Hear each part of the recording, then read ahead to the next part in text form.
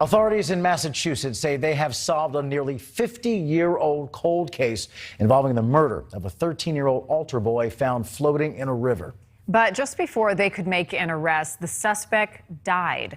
NewsNation correspondent Adrian Bankert live for us in the newsroom tonight with this previously unsolved mystery. Adrian. Yes, good evening to you both. Nearly 50 years later and a day too late, Richard Levine, an infamous former Catholic priest and convicted child sex offender who was about to be formally charged in the case of this young boy who was just one of his many victims.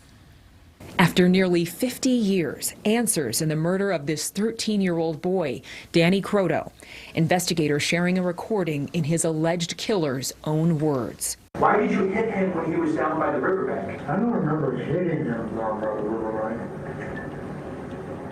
So give him a good shove. It's a voice beyond the grave. Richard Levine died of COVID on Friday, the same day investigators were set to charge the former Catholic priest with murder in the death of Croto in 1972. The seventh grader's body found face down in the Chicopee River.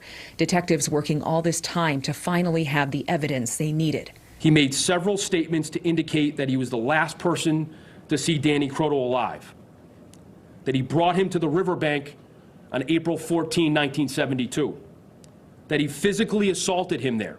An autopsy at the time reported the cause of death to be multiple blunt injuries of the head with fractures of the skull. Danny was the youngest of 5 and had served as an altar boy. Levine was a friend to the Croto family, often taking Danny and his brothers without his parents for road trips and sleepovers. Levine even presided over Danny's funeral. 20 years after Danny's death, Levine was convicted of indecent assault and battery on a person under the age of 14.